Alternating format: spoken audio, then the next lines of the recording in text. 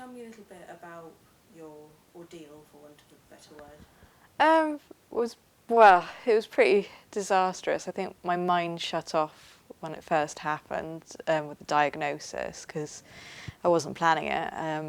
I knew that I'd found a lump, and then I went to see my GP, and she said to me, "Oh, you know, it's probably nothing. Are you pregnant?" And I was like, "No, I'm not. I don't think I'm pregnant." And then obviously I found out I was pregnant, and I was waiting on the six to 11 week waiting list for a mammogram. But I was thinking, oh no, I am actually pregnant. So I was focusing on that, thinking, oh, it's fantastic. Then on the same day as my 12-week scan for the pregnancy, that's when I was diagnosed. So, it was pretty hard. It was just kind of like, it just felt like I was passed from pillar to post, really. So when you heard the word cancer, it's a scary word. How did you feel when they told you that's what it was? Um, for me, it was more of a brain shutdown. I did feel like they're not really saying this. They've made a mistake. I haven't, they're going to do the operation. They're going to take it off, and it's just going to be this mistake. But no, it was pretty horrible. I hadn't even realised that my husband had gone into shock next to me when they told him, and I was devastated. I did cry. My first instinct was, well, that's it. The pregnancy's over. They're going to tell me to terminate and things like that. But I don't know. It just kind of it was just hard. I think my brain at the time was just like, right, well, what do I have to do? I have to do what they say because they're the experts and I'm not. So, yeah. So did they tell you to terminate? What did they tell you to do No. with regards to the pregnancy? Well, I initially said to them, right, so I'm going to have to terminate. And they said, no, not unless you want to. You can, they said, because I was past 12 weeks, it was like almost like perfect timing. Once the baby is past 12 weeks, all the organs are formed within the baby. And in terms of development, there have been enough studies done in Europe. It's a big project in Europe at the moment, and they've followed children up to teenage years. So they've seen that although there is chemo, passing of the chemo through the placental barrier, it's okay.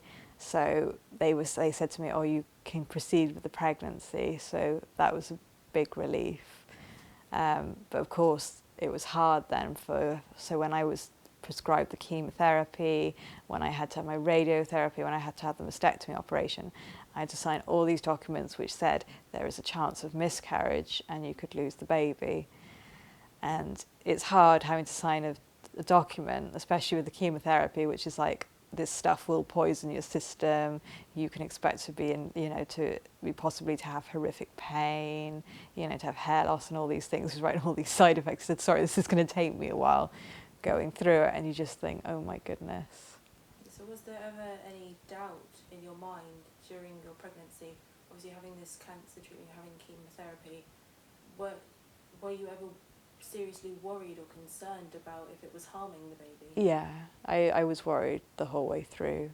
Every time I had a treatment of chemotherapy, especially, I had 3 lots of FEC and 3 lots of docetaxel, and it was especially with the docetaxel that they said to me, you don't necessarily have to have this, Maria. It could, because this is the one which is potentially more dangerous for the baby, but it's better for you. So I had to have it. But whenever I had the chemotherapy, Jack would start moving inside of me. He was the same as me. He went into shutdown mode. And I used to have a can of Coke then a couple of days later to try and get him moving. And they used to say to me, if he stops moving, make sure you come to the hospital. But when you've been in the hospital to have this chemotherapy treatment, you don't want to go back, wait 2 hours for a scan and be stressed out your head in an environment which is infection risk galore. And I had very good midwives in the community. They said they would come out and they would do like a Doppler scan so I could hear him anytime I wanted to. So, but I was terrified. I was absolutely terrified all the way through the pregnancy that I was going to lose the baby. And it wasn't until the final month of pregnancy, I had my last chemo on Valentine's Day, which was very romantic. Then it wasn't until after that week of being in the low patch from the chemo with my body, that I actually started to relax and go, oh, I'm pregnant, I can actually go and buy things. The only thing I'd bought was a sterilizer, and that was because it was an offer. You know, and feel human again to go and buy it. So, would you say, because of all these things like that, would you say that having the news of cancer detracted from, you know, the joy of the news of the pregnancy? Definitely, yeah. Put a dampener on it. Yeah, they almost kind. It was almost kind of like cancelling each other out. So you have like the negativity and the positivity comes like this equilibrium sort of thing. And it was just so hard because I'd see all these people going, oh, it's fantastic that you're pregnant. And I'm like, but I don't know if I'm going to lose this baby. I just don't know. And they'd say, go to the NCT meetings, go to this meeting and learn all about this. And I'd go and I'd be like, what is the serious point of me being here? Because what if my baby dies? There's no point me being here. And, you know, it was never treated like a normal pregnancy. I mean, there are, you know, loosely other forms of normal pregnancy, but it just kind of like defeated the object sort of thing. In terms of, obviously chemotherapy is a very hard thing for your body to take, and then you're pregnant on top of it. What did they do during your treatment to make sure that the baby would be alright? Was it lower doses or things like that? I think it was a slightly lower dose, but it wasn't that much because of the type of cancer I had. It was a very aggressive cancer. They had no choice but to hit me with this strong form of cancer. It was cancer treatment. But they did tailor my medication to combat some of the side effects. So I know that the sickness medication, there were only 2 types of tablet that I could take, and one of them was questionable whether that was safe to take. I also had monthly scans with the obstetrician to check that the baby was okay, and they did a lot of monitoring of the heart of the baby and the blood flow. That was the main thing. I also was prescribed aspirin as a blood thinner, as a precautionary, to make sure that there was enough blood going through placenta and all that into Jack, so he would be fed, sort of thing. Through all this, obviously you're going to the hospital a lot, having lots of treatments. Did you have a good network of support with the hospital and the doctors and the nurses there? Yeah, I can't fault them. I would say it's the best NHS treatment I've ever received, and I know that I've been lucky. I mean, it's very hard for me to say this because I don't actually know, but I do feel that I was treated as a special case with the whole, you're pregnant, because I was known as the pregnant girl by all the members of staff in the department in the oncology, and that in itself was quite hard. I mean, I know it's quite a rare thing, but, you know, it's a bit like, oh goodness, you know, what do I do sort of thing. But they were very good. They were very much like, you know, come and have a sit down and things like that. I mean, in a way it made things easier because with the chemotherapy you have to go on a almost pregnancy diet. So the things you can't eat, so they were like, it's virtually the same as what you're doing at the moment sort of thing.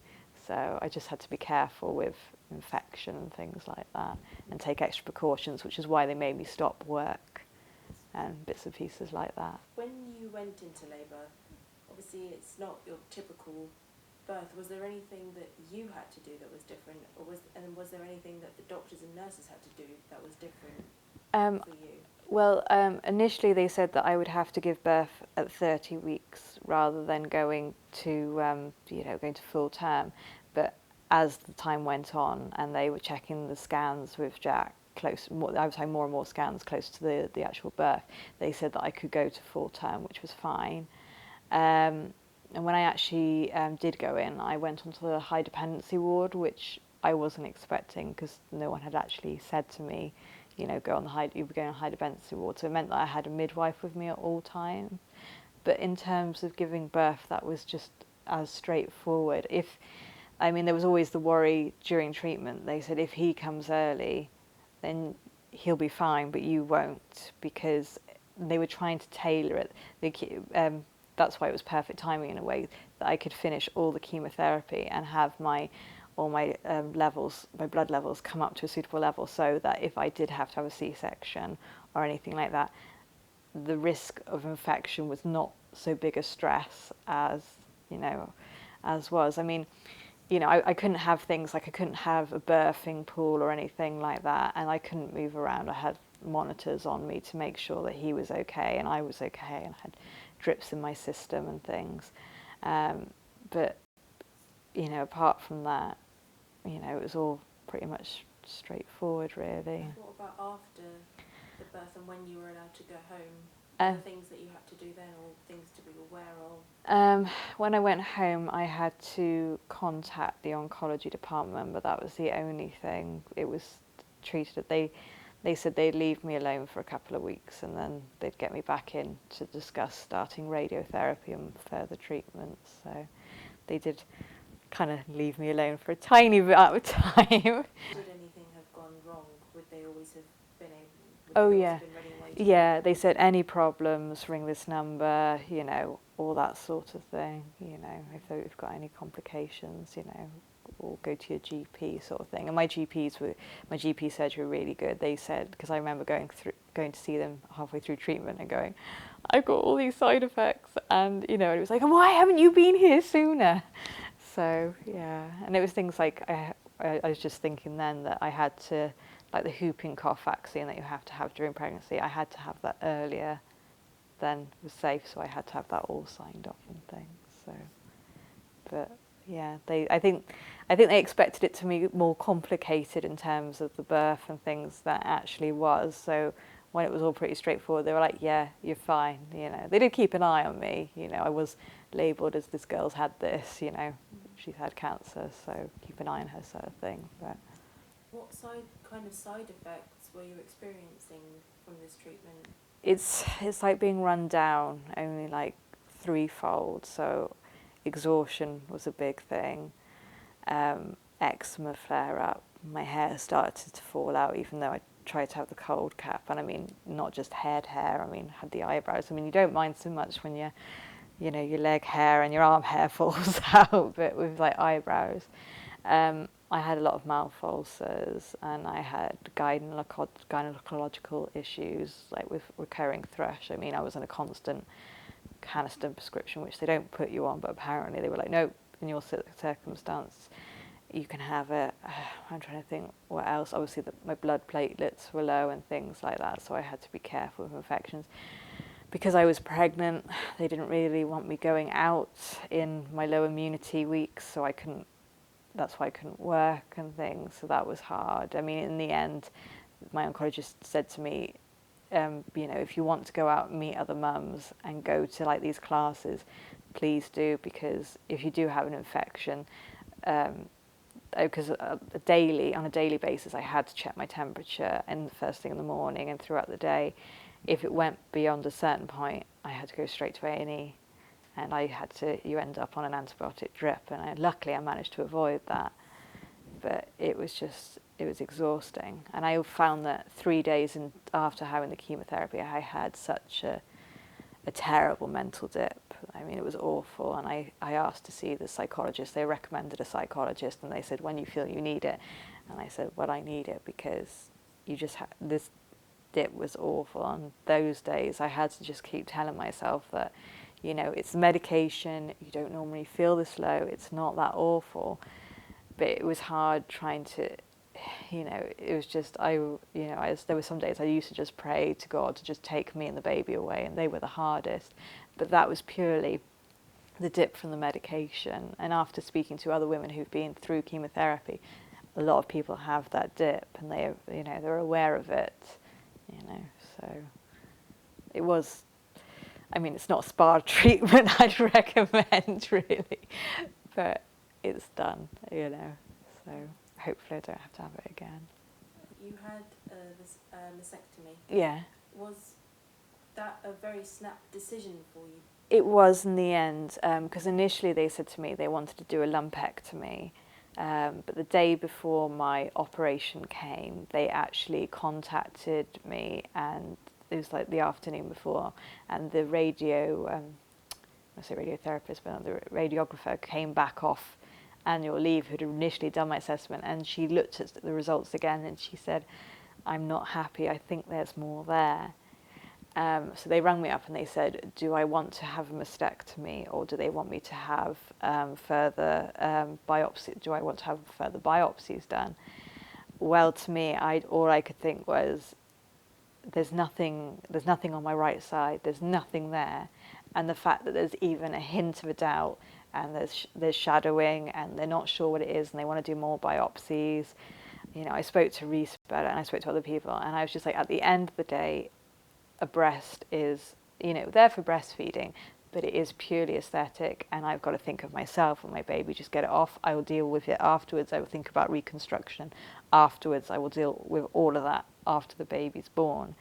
And it wasn't a light decision to make, and I know that the breast care nurse rang me that night, and she said, right, can we talk about it? And the next day, my consultant surgeon actually talked me through why I had made that decision.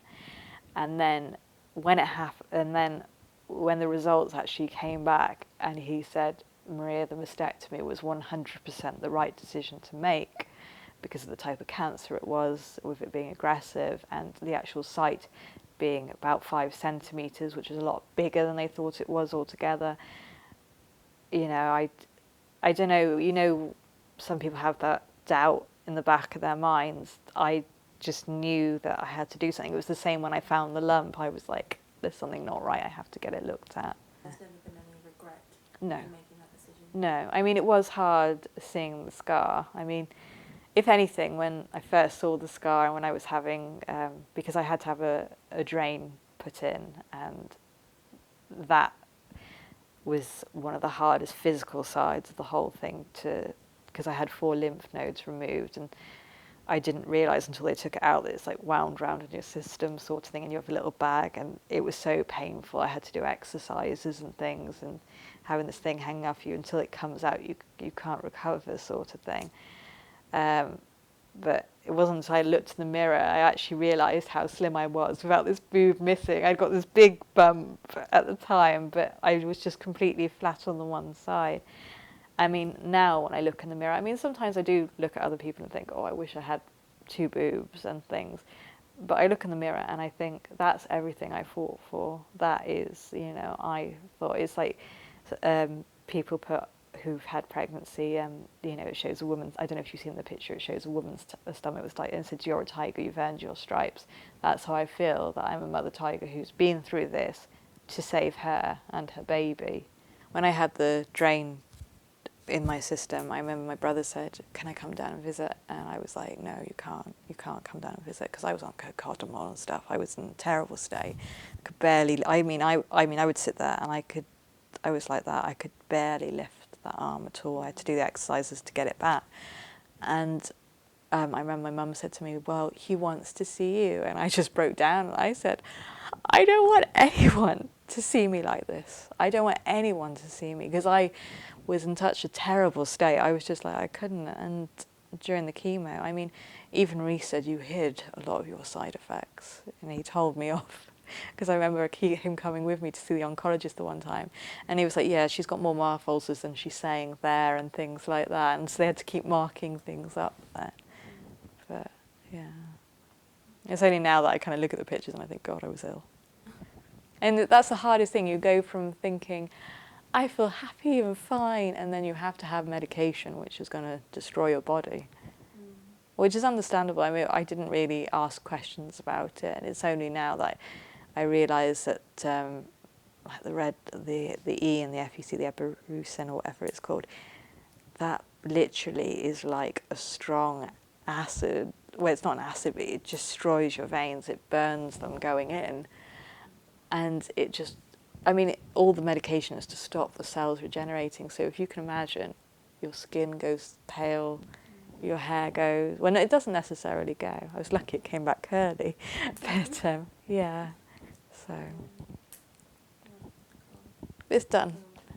Reconstruction, is that something you would consider in the future, or is it not something that's really a priority for you? It's not a priority at the moment. In terms of reconstruction, they've offered me, there are different forms, and they're on about me having it because they're worried about my my sexuality and things, but it hasn't really affected anything like that. And the methods they're talking, like ripping a muscle to bring it forward or taking it from another site, is like eight weeks recovery. And I've got to think that with a young baby at the moment, lifting my child is just, it's just not worth it. And I'm secretly hoping that in 5 years' time, or when I decide when he's in the school maybe to have it done, that there will be better processes in, because I would like an implant as proposed to. I mean, I know some people would jump the chance and say, yeah, take it off my stomach, take it off my thighs. But it's the thought of further surgery that, it was quite a major, well, I mean, it's routine procedure for them, but, I just think the recovery is too much for a young child. And, at the end of the day, if anyone's got anything to say about my boob, I'm just going to say, and they see my scar, I just say, well, it hasn't happened to you.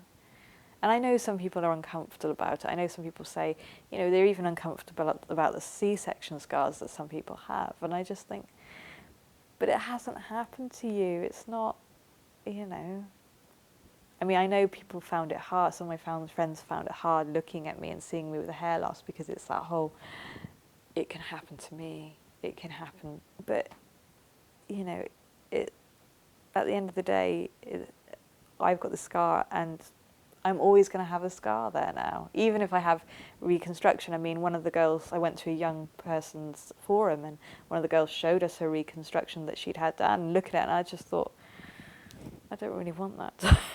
It's a bit, although it's aesthetic and, it looked good, but I just thought, I look more like more of a patchwork than I am now. And I know that there are brilliant techniques out there, and, the scars fade. Just at the moment, no, I'd rather keep away from that sort of thing. Back to when Jack was born, you were continuing having treatment. They discussed radiotherapy. Yeah. After he was born. What sort of treatments and things were you having done? Well, after he was born, because originally they were discussing, they took 4 lymph nodes out of me, and out of the two were one was affected out of the 4 that they checked, but they didn't realise till afterwards. They were talking about a lymph node clearance, which would have meant further surgery. But they said to me that there'd been recent research to suggest that more intensive radiotherapy would be just as effective. My consultant said it really boiled down to whether I felt that, would I worry as much about the cancer coming back if they took all the lymph nodes out? And I was like, well, I'm going to be just as worried, so I'd rather not have the surgery. So I'm trying to think, I think it was 3 weeks worth of radiotherapy, which involved travelling to Cardiff every single day to the outskirts of Cardiff. So we're talking about a 40-50 minute drive each way, to be sat under the machine for 5 minutes, which is perfectly aligned to, I now have my 3 tattoos. I have one in the centre, one other side, 2 tiny little dots. And basically it's like almost having a sunburn. So I ended up with a strip and I have to be careful because the skin's thinner by there. And I was given epiderm cream. And once the radiotherapy was completed, I started my Herceptin and tamoxifen treatment. And the Herceptin, because the type of cancer I had, the aggressive form, was HER2 positive, which they say is predominant in younger people, it was a specific treatment to target, to kind of block the receptors so that your body knows to attack those cells and take them out, ready to mop-up operation. And then on the estrogen, they look at 8 receptors, I think, and I had 2 out of 8, which means it's borderline. So I've been put on tamoxifen as a precautionary measure. So the Herceptin was a cannula formulation that I had, formulation which I had to have every 3 weeks. The first few that I have, they have to check for allergic reactions, so you have to stay in hospital for an hour and a half to 2 hours afterwards. And it was, at the time, my veins were still recovering from the chemo, because one of the chemos burns your veins out. So trying to find a vein, and they eventually had to go on my good arm, which they're not supposed to go in because I've had 4 lymph nodes taken out and you're at risk of lymphedema. So but by the end of it, I was so used to needles, and I was taking Jack's for his initial injections and his year jabs, and I was just there going, that's only a small needle. It's only in you a short period of time, and getting these looks off the nurses like I'm some sort of crazy person. But you get used to having a needle in your system. I mean, it was a lot easier when the Herceptin was at home because it meant I didn't have to go to the hospital. Someone was coming out, I could just sit here, and then because it was a chilled infusion that went into you, it basically exhausted me the rest of the day because I just couldn't get warm. I tried having a bath. I'd get out of the bath and be covered in goosebumps, and so I was glad that that's finished. So it's just tamoxifen now, which is, they're recommending 10 years, but the research keeps saying, oh, maybe 5, maybe 10, and my husband recently said to me that, I think they only said that you only had to be on it a short period of time, so I'll just see what they say. All of that, and you have a newborn baby to look after. What was that like for you? Pretty horrible. I mean, I look back at the photos of when my hair was initially growing back. I just looked awful because the radiotherapy just wipes you out. The Herceptin side effects aren't too bad. They're completely manageable. But I was just absolutely exhausted. And I remember that the health visitor came around the one time and I just said to her, I'm not coping. I can't do this. I just can't. It's too much. It's too exhausting. And she was like, oh, no, you're doing fine. You're doing fine. I was like, no, I'm not, sort of thing. And going back to the psychologist and her saying, no, I will contact your health visitor. And I went to the doctors and things, and they've put me on antidepressants to come to terms, because it wasn't until after Jack was born, and I'm coming towards the end of my treatment, it started hitting me that how serious and how grave it was, and it was hard, and it still is hard going to groups and talking to mums because they talk about their pregnancy and being like, oh yeah, I had morning sickness, and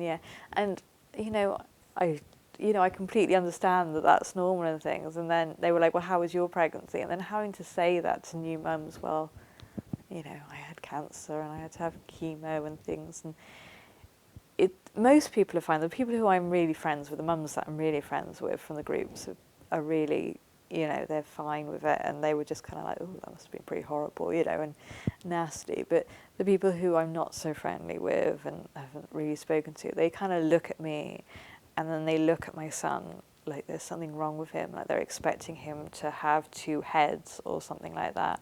And I remember saying to the one woman, because one of the chemo drugs was red that went in, and when I went to the loo, I had red pee and things, and I was remember being like, yeah, it made his hair go red, and she went, really? And I was like, no, what a stupid thing do you think that is, sort of thing. But people don't know. It's such a rare thing. It's like 1 in 3,000. And I've met other mums online who've had chemotherapy while pregnant and things, and we've been discussing chemo regimes and what we've been doing, what foods we've been eating and things. But, it was quite hard, and still is.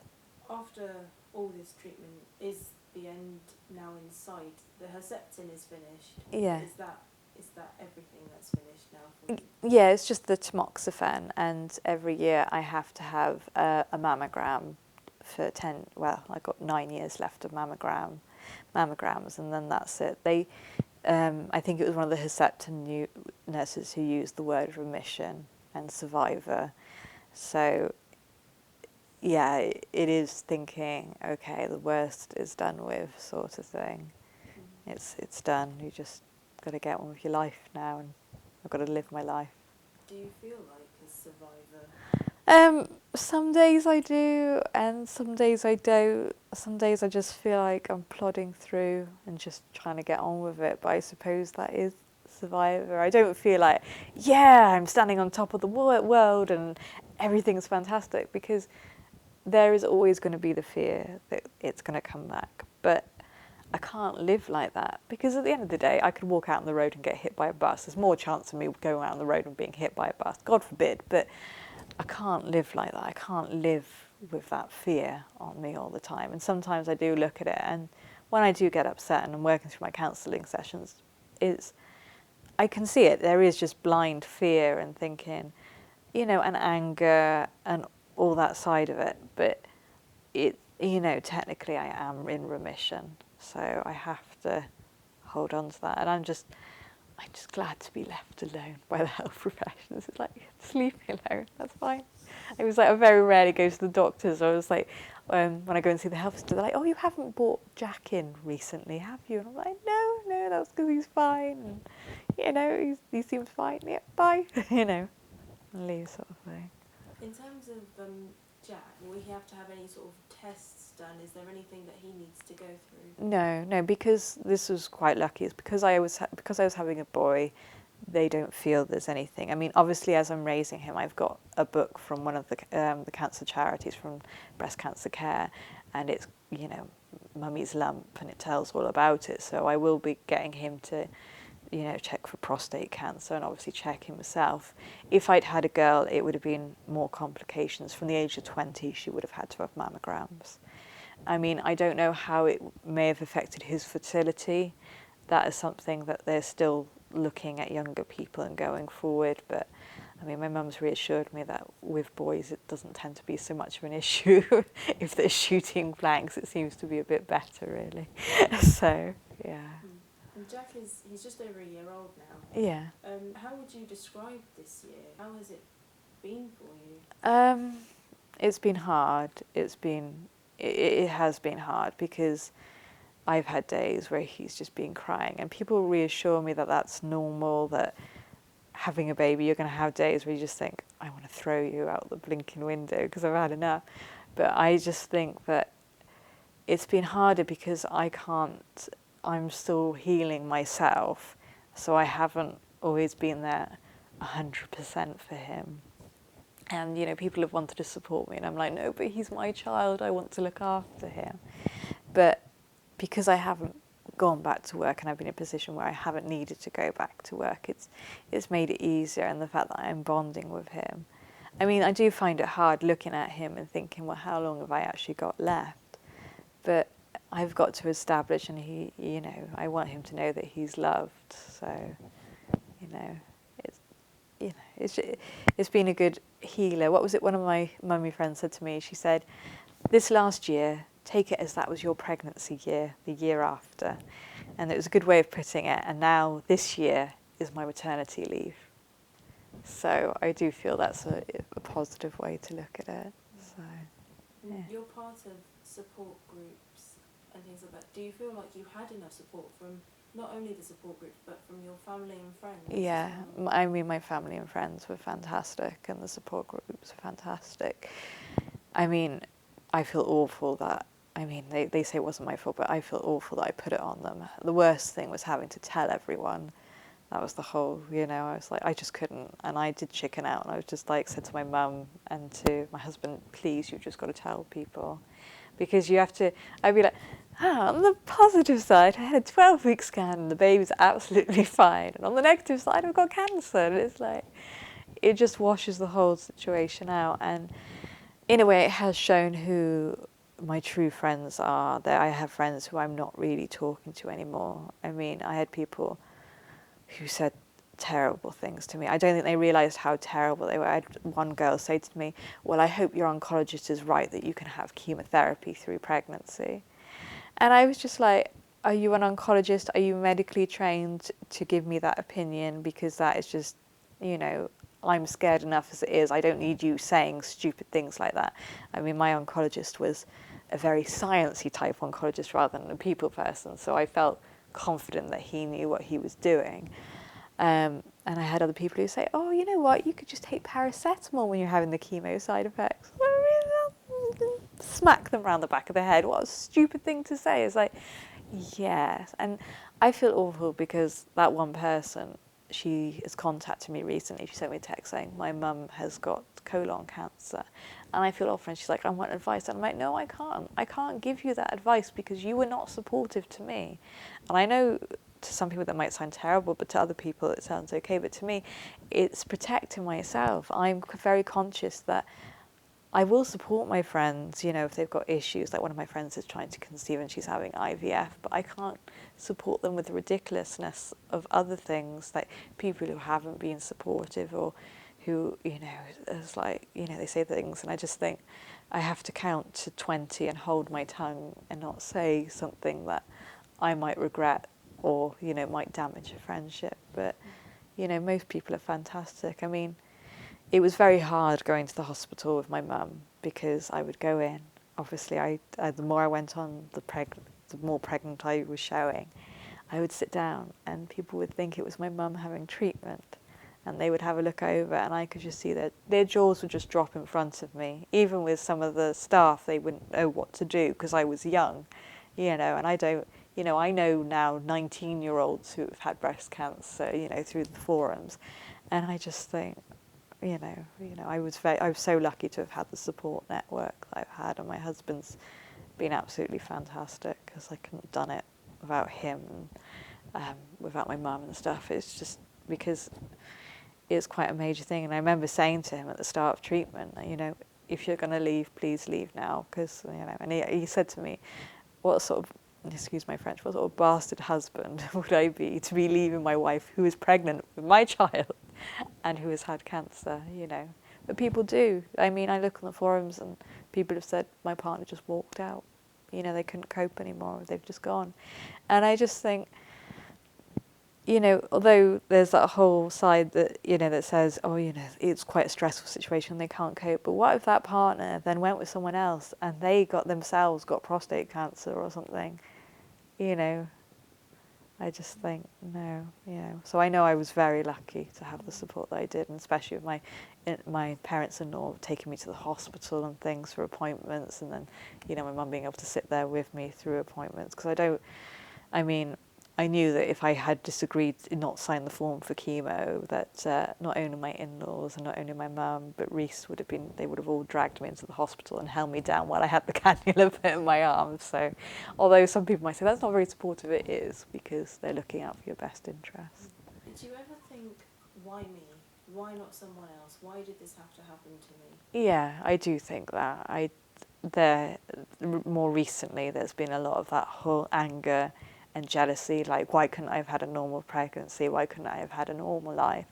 But then I think, well, why not me? Because who am I? I mean, I do look at it as, I have been able to look at it more positive. If, I know this isn't how statistics work, but if 1 in 3 people are going to have cancer, I would rather be that one out of the 3 people, you know, in a network around me, because if anything, it showed me how, you know, if there's karma to show things, it showed me how strong I can be and that I can get through anything that life throws at me. Because, I mean, you know, cancer's a pretty crappy thing to have thrown at you in life, but I do try and look at it like that if I can have it so that my friends and my family don't ever experience it. Because people always say, a lot of people have said to me, oh, you know, in your situation I would have crumbled, but you don't know until you're in that situation. I mean,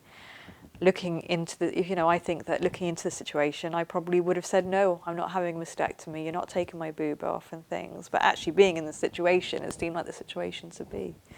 So, yeah, I do have those anger issues and the jealousy thing comes out and things, and but learning through counselling and stuff to deal with that and just accept that I'm having an angry moment and cope with it and deal with it. So is there any advice you would give, not just to mums, but to anyone dealing with cancer?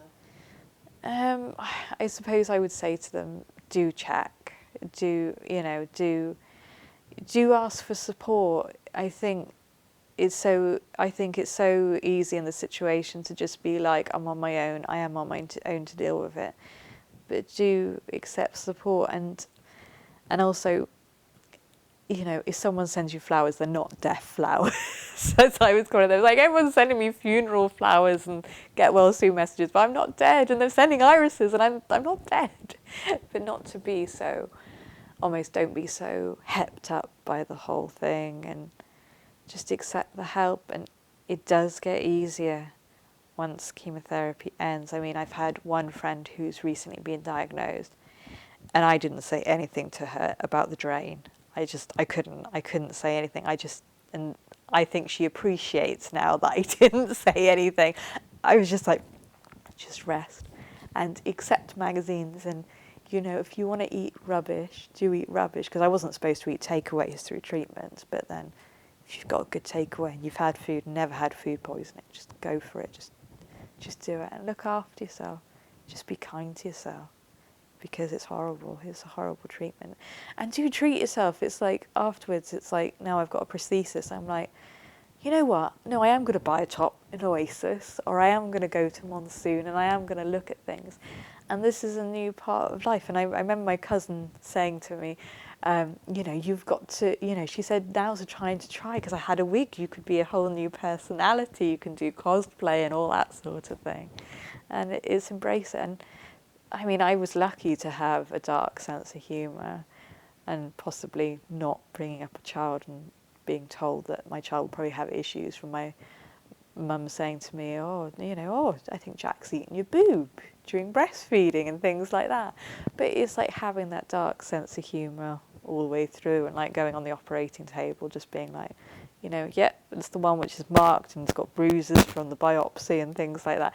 It's just laugh, and, you know, even if you might not feel like going out, you know, get a movie, get your friends round, you know, when you're feeling a bit better, go and see a musical, go and do what you like to do. If you like, you know, if you like scuba diving or something, you know, as long as you are safe to do it again afterwards, go and do it and take the opportunity, because I've gone straight back to Zumba. I didn't tell the doctors I was going back to Zumba, but it's knowing your limits and doing it. Yeah, live your life.